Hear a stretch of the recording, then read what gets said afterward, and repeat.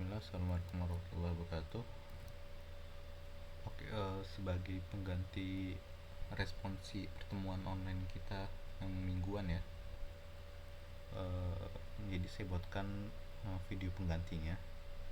Jadi sesuai judul video ini, saya akan menjelaskan mengenai tugas 1 sampai tugas 7 di modul 4 ini.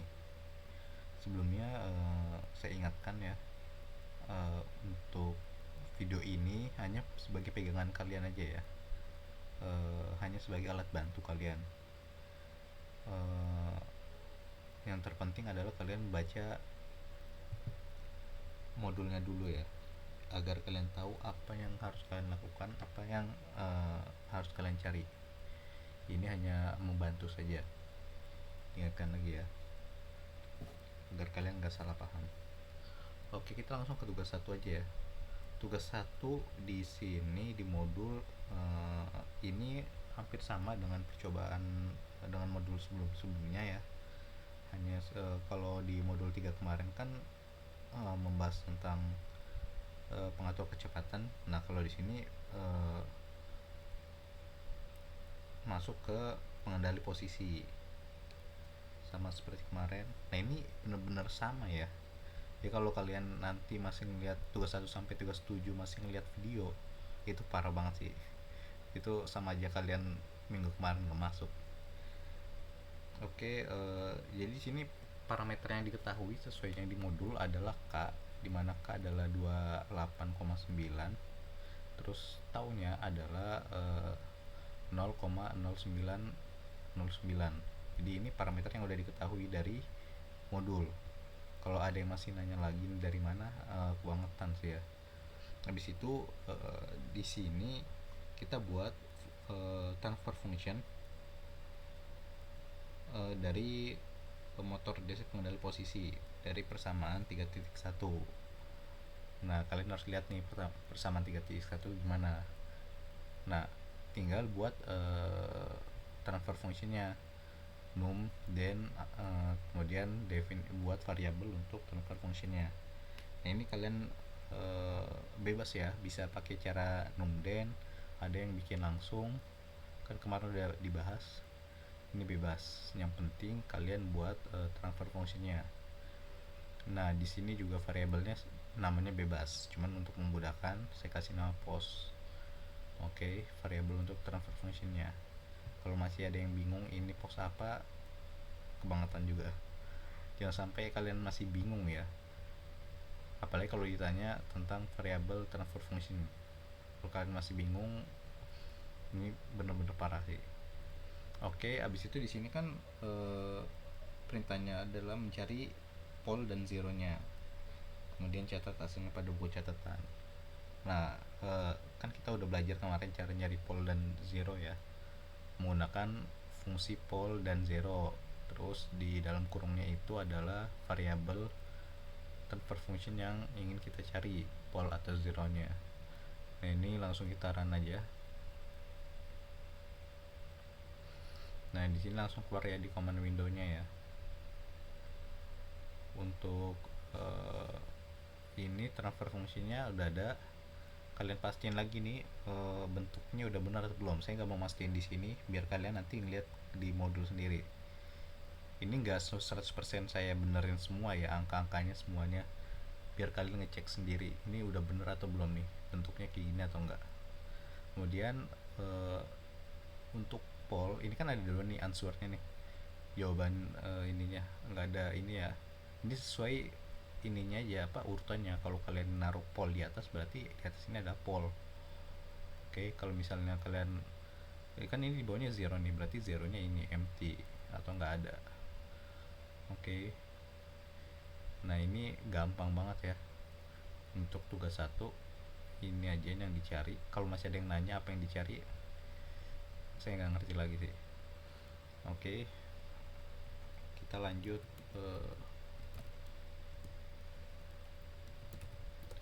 ke tugas 2. Di tugas 2 di sini perintahnya adalah mengubah fungsi transfer transfer function yang motor DC yang tadi yang udah kita buat untuk mengenali posisi dibuat ke dalam sistem waktu diskrit dengan periode sebesar 0,01 detik. Nah, ini gampang ya. Kemarin kan udah kita belajar cara untuk mengubah dari sistem waktu kontinu ke diskrit dengan menggunakan perintah ini ya, C2D atau to discrete ini ya, dari continue to discrete. Kemudian dalam kurungnya adalah variabel transfer functionnya yang aslinya, yang kontinunya, koma periodenya. Di sini periodenya kita definisin sebagai TS, yaitu 0,01.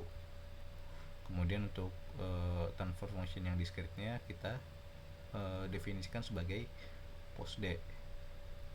Kemudian di sini perintahnya carilah pol dan zero-nya. Nah, ini sama ya, berarti nanti kalian tinggal nambah ini aja sama ini. Nah, ini terserah ya, mau kalian dijadiin satu file aja boleh banget, itu tandanya kalian paham. Ini saya pisah-pisah karena untuk memudahkan kalian memahaminya. Oke, kita running aja. Nah, ini udah dapat ya untuk transfer functionnya dari pengatur posisi sistem waktu diskrit. Untuk polnya dapat juga, ini polnya. Untuk zero nya juga dapat ya, ada zero nya nih. Oke, ini gampang juga. Kita lanjut ke tugas 3. Nah, di tugas 3 ini perintahnya adalah mencari plot response system terhadap input, impulse, step, dan sinusoidal dalam model sistem lingkar terbuka ya, berarti open loop ya, dengan persamaan waktu kontinu dan diskrit.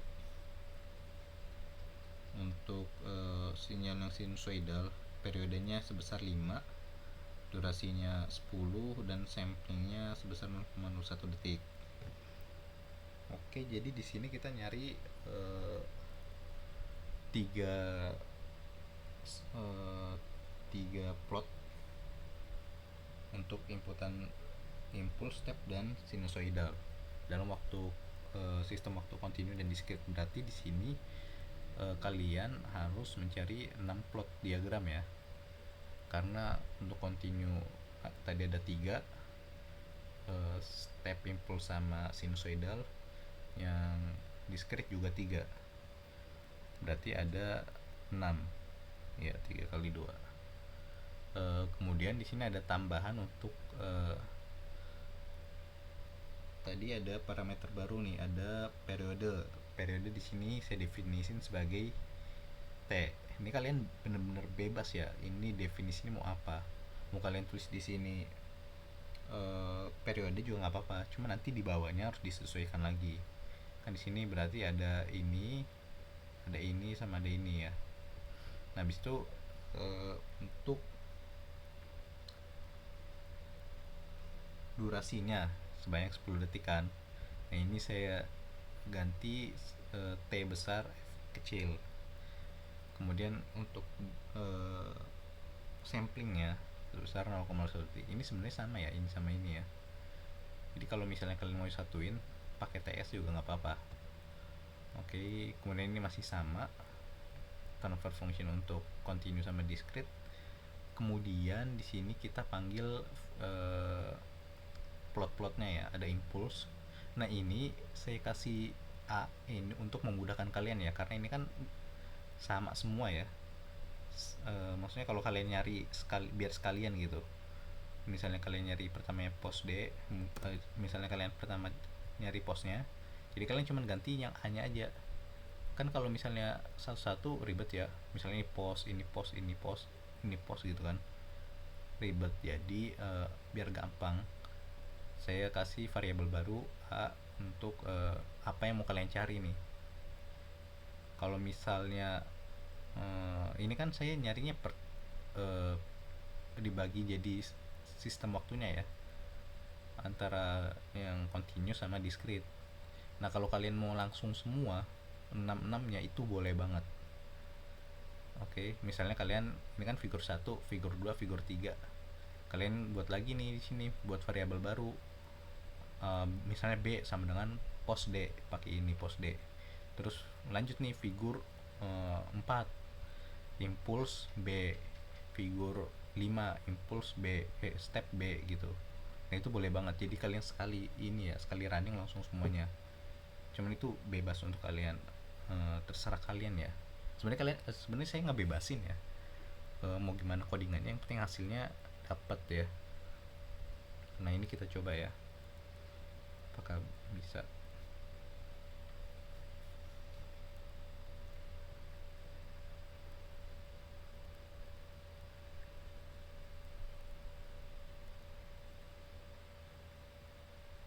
Oke, ini udah dapat impuls, step sama sinusoidalnya. Untuk yang discrete gimana? Tinggal diganti. Oke, tinggal diganti aja ininya nih. Jadi pos D. Ini nggak akan saya tunjukin hasilnya, biar kalian cari sendiri. Oke, ingat jangan patokannya jangan video ini ya. Ini hanya pegangan aja sebagai alat bantu aja. Oke, berikutnya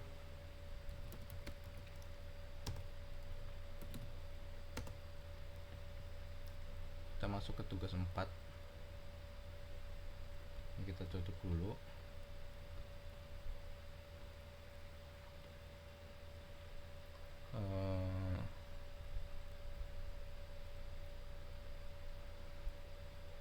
Untuk tugas 4,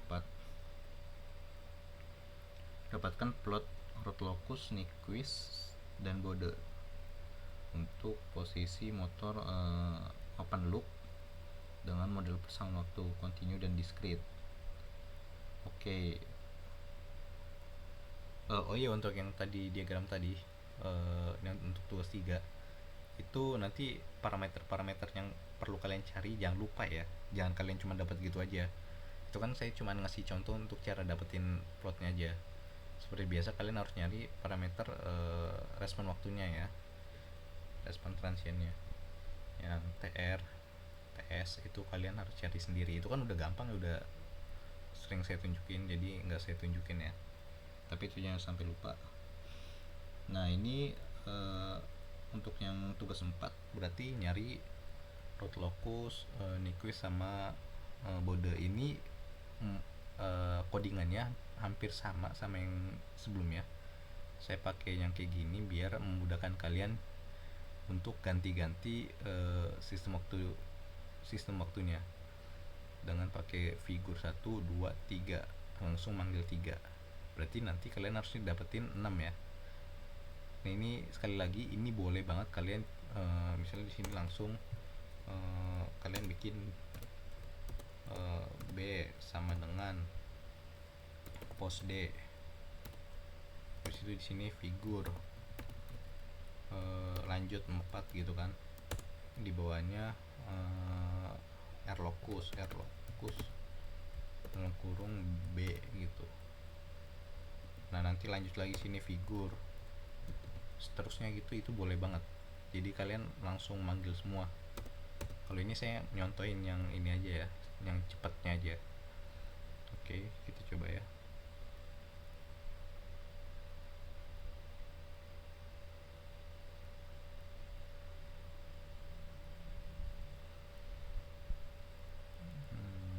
Oke, di sini hard locusnya udah dapet, hard locusnya,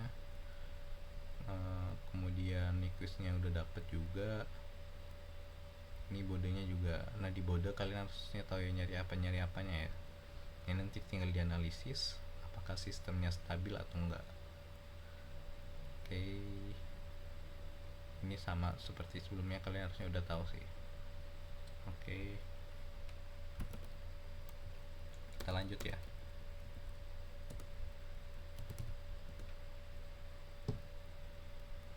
ke tugas 5. Nah, tugas 5 ini kita nyari penguat yang membuat sistem itu nggak stabil.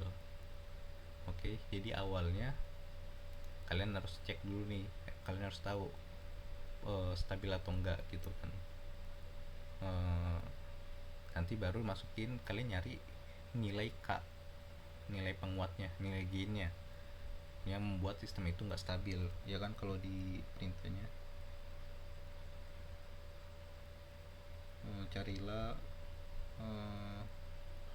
nilai penguat yang membuat sistem mulai tidak stabil, menggunakan root locus. Nah, untuk nyarinya mungkin yang sebelumnya kalian masih bingung ya gimana. Nah, saran saya kalian nonton video yang udah saya share waktu itu, yang tentang root locus, yang saya bilang ini untuk memudahkan kalian analisis. Yang waktu itu kalian tuh belum belajar root locus, makanya saya kasih video itu kan. Bukan video dari kami sih, video dari orang ya, cuman saya kasih itu sebagai referensi.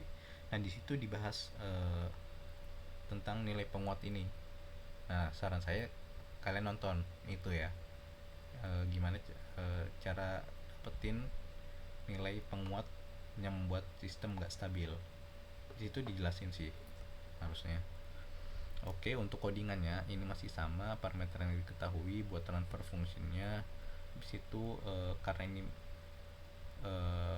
sebenarnya ini gak usah pakai ini ya, nggak apa-apa ya, ini terserah ya. Di sini juga saya pakai pos sih. Di sini dihapus juga nggak apa-apa sebenarnya. Oke, figur 1. Jadi pertama kita itu manggil root locusnya dulu. Nah, kalian bebas ya di sini kalau kalian mau kalau kalian masih bingung root locus, cara paling gampang untuk mengetahui sistem stabil atau enggak, kalian bisa pakai step ya kan, step pos. Mungkin ini figur baru ya,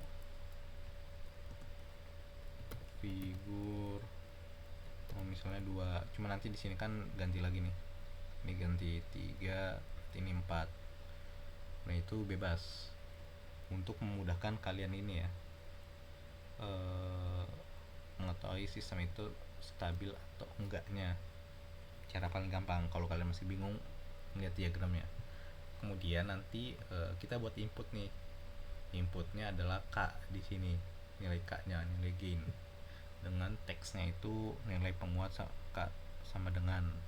Ini sebenarnya kalian bebas ya, mau apa aja, nilai input aja bisa, input bisa. Itu oke. Terus setelah itu kan tadi open loop ya, kita buat close loop nih. Kita definisiin baru nih, CL, close loop. Nah, kalau close loop kan berarti di feedback ya. Feedback bedanya di sini oh ini A ya, ini harusnya berarti ganti pos. Oh, berarti benar nih, mau pakai, kalau kalian mau pakai apa namanya, pakai A tadi boleh, karena ini ganti ya. Ternyata sini mau pakai A, berarti sini A, biar memudahkan kalian, biar gak ganti-ganti lagi dulu. Tapi ini cuma 2 sih, harusnya nggak apa-apa. Di situ dikali K. Oke, koma 1 karena nggak ada apa-apa ya. Kalau di gambarnya kan nanti kayak ke bawah gitu ya, ininya close loopnya ke bawah terus ke sumnya lagi. Nah, disitu kan nggak ada apa-apa, berarti sama dengan 1. Oke, ini harusnya kalian, ini udah saya jelasin sih, harusnya kalian paham. Kemudian setelah itu baru kita panggil root locus setelah close loopnya. Makanya di sini CL ya, sekalian sama stepnya biar tahu nih udah nggak stabil atau enggak. Nah, jadi nanti pertama-tama urutannya adalah ngeluarin ini dulu, habis itu setelah masukin ini baru nanti ini keluar. Oke, kita coba apakah udah sesuai atau belum ya.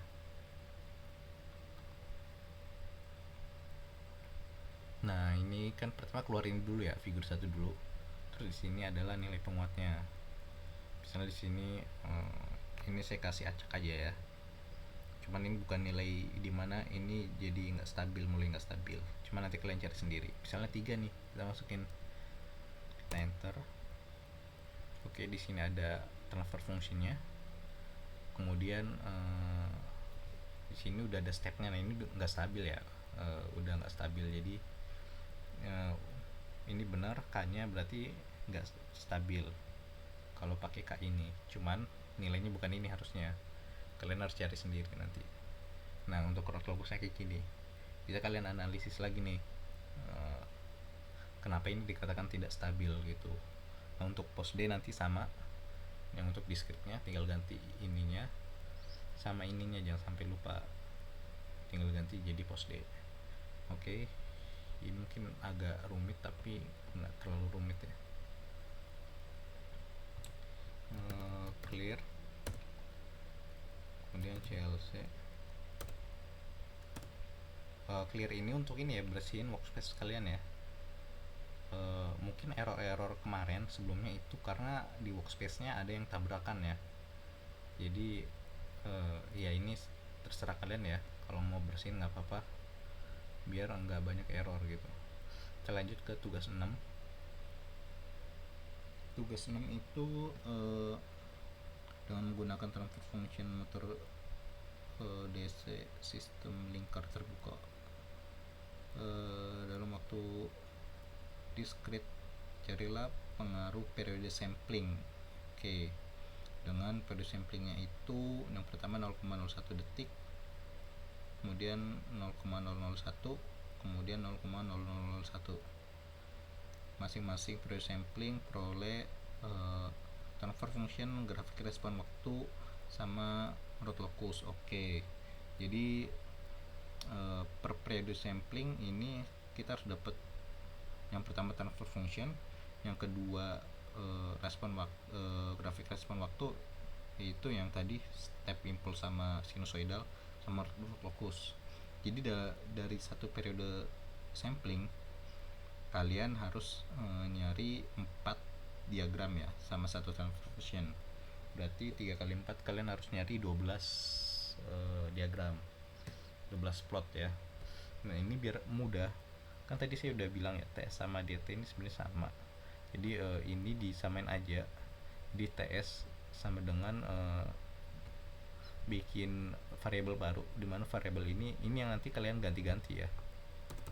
Nah jadi kan gampang, tinggal ganti-ganti doang di sini, nanti ini keganti semua. Terus ini untuk transfer function ya. Kemudian kita ke bawah lagi. Nah di sini untuk nyari figur-figurnya ya, plot-plotnya. Di sini saya bikin 4. Yang pertama impulse, kedua step, ini impulse ya, step, sama root locus. Oh ini untuk ini ya, sistem waktu discrete aja ya, karena pakai TS. Berarti cuma nyari 4 ya, nggak dikali 2 berarti. Iya, cuma nyari ini doang ya, nyari yang discrete-nya aja, karena kita nyari periode pengaruh periode samplingnya ini. Oke, kita coba running ya.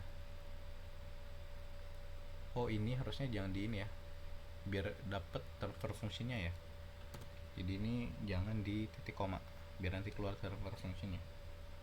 Sama nyari apa lagi sih, root locus. Oh, udah semua ya ini ya. Grafik respon waktu sama root locus. Oke, kita running.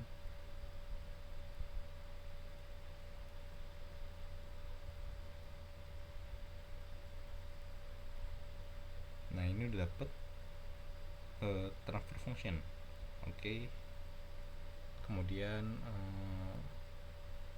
ini impulse, step, sinusoidal, sama root locusnya.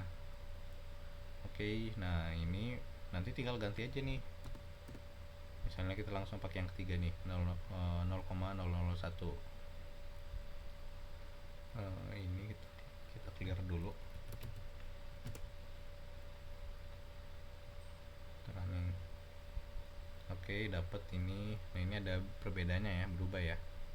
Nah itu nanti kalian analisis apa pengaruh periode samplingnya. Oke, ini juga sangat mudah ya. Eh,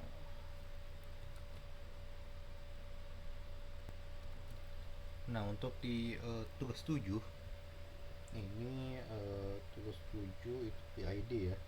Dengan menggunakan PID Toolbox, rancanglah pengendali untuk sistem dengan kriteria sebagai berikut.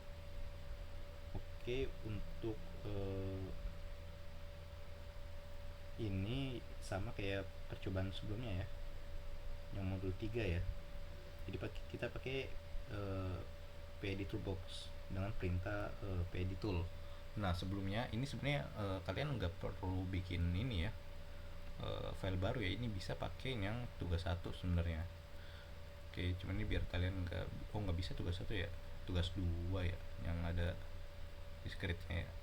Nah bisa ini sama aja ya. Nah ini harus di running dulu untuk ngisi workspace nya ya, biar dia tahu parameter-parameter yang dibutuhkan.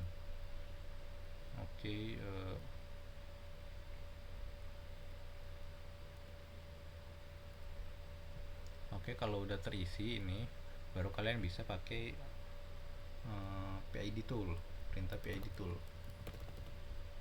dalam kurung variable transfer fungsinya. Misalnya di sini saya pakai post koma. Nah ini sebenarnya ininya ya, tipenya ya, PID.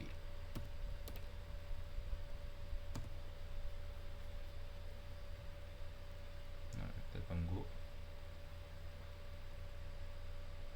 Nah nanti di sini ada PID tannernya ya. Nah ini sama kayak kemarin, dimana kalian harus nyari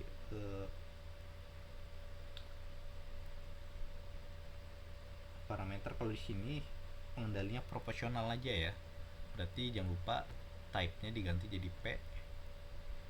Kemudian ada kriterianya, setting time-nya kurang dari sekian sama overshoot-nya maksimal sekian.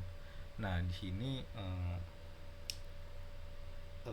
ada ini ya, kita ganti ya. Kalau di sini kan setting time-nya untuk yang C itu 0,15, yang D 0,2. Nah kita ganti untuk kriteria sistemnya. Jadi ini ya kriterianya, selling time kurang dari 0,6 detik. Berarti kalau kurang dari, berarti di bawahnya ya, dan gak boleh nyentuh angka ini, gak boleh 0,6 di bawahnya. Dengan overshoot maksimal 15%. Kalau maksimal berarti masih bisa 15%. Oke, cuman gak boleh ngelebihin. Oke, kalian harus ngerti bedanya ini ya. Oke, nah nanti caranya sama kayak kemarin, dimana ini harus show parameter dulu untuk ngeliat parameternya. Nah di sini kan di sini ada KP ya. Nah ini nanti nilai yang kalian catat ya, ini yang kalian cari KP-nya. Ini itu yang penting ya. Nah di sini kan ada setting time, ada overshoot. Nah ini yang kalian atur nih, kalian geser-geser. Nah kan berubah tuh, nah berubah kan. Nah, gimana caranya biar dapat sesuai kriteria nih? Oke, di sini nggak akan saya tunjukin, biar kalian nyari sendiri ya gimana caranya. Nah ini sama untuk yang ini kan continue ya. Kalau yang di script nanti tinggal di sini tambah D aja ya. Di sini buat PID itu lagi ketik dalam kurung post D koma kutip PID. Nah itu sama. Jadi ini untuk tugas 1 sampai tugas 7. Nah abis ini ada beberapa info. Jadi pastikan kalian jangan stop di sini nontonnya. Di sini ada beberapa info yang ingin saya kasih tahu ya.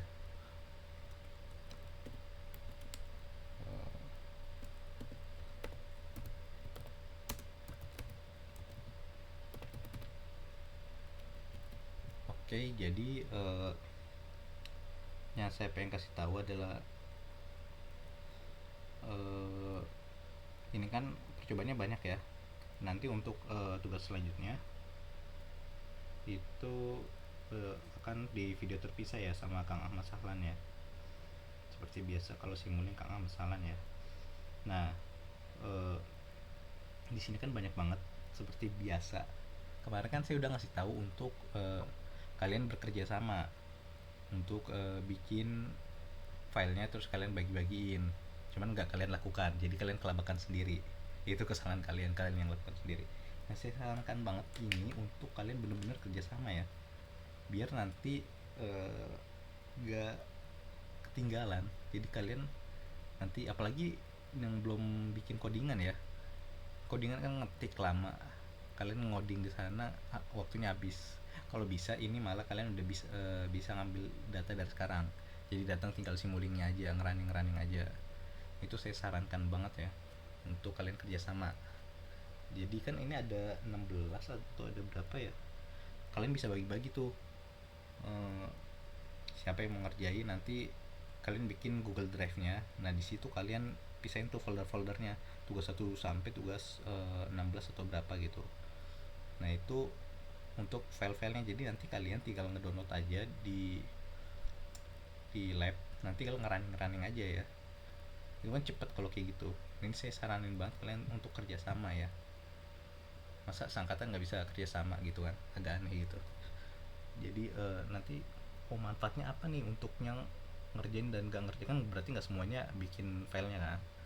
Nah, ya manfaatnya yang ngerjain ya lebih tahu dan lebih ini. Terus kalau gitu nggak usah nonton video responsi dong. Ya tetap harus nonton, karena di sini kan dijelasin apa yang harus dicari, apa yang harus kalian dapatkan gitu kan. Intinya nggak ada yang rugi di sini, itu malah membantu banget. Yang mengerjakan, yang bikin filenya kalian untung lebih ngerti, yang enggak pun nggak apa-apa. Sehingga itu memudahkan ya, memudahkan teman kalian. Jadi tolong banget ini kerjasamanya, biar nanti besok tuh nggak ada yang nggak selesai. Kalau kalian nggak dengerin lagi nih, saya nggak paham sih, itu terserah kalian ya. Pokoknya saya harapkan kalian kerjasama. Saya harapkan yang gampang-gampang, karena itu udah dapat datanya, kayak tugas 1 sampai tugas 7 kan gampang banget. Saya harapkan kalian udah dapet ya. Oke, dan ini insya Allah nanti harusnya saya share nggak mendadak, nggak di malam Kamisnya, insya Allah ya, biar kalian ada waktu untuk kerjanya. Oke, mungkin itu aja ya untuk video responsi, pengganti responsi kali ini. Terima kasih semuanya yang udah menyimak. Saya harap kalian paham. Kalau ada yang ingin ditanyakan, langsung tanyakan saja. Dan untuk tugas besar, saya pribadi, kalian boleh nanya-nanya ke saya, mau diskusi atau sebagainya untuk tugas besar ataupun tugas-tugas biasa ya. Di luar praktikum bebas kalian nanya untuk saya pribadi. Oke, saya cukupkan. Terima kasih semuanya. Saya tutup. Assalamualaikum warahmatullahi wabarakatuh.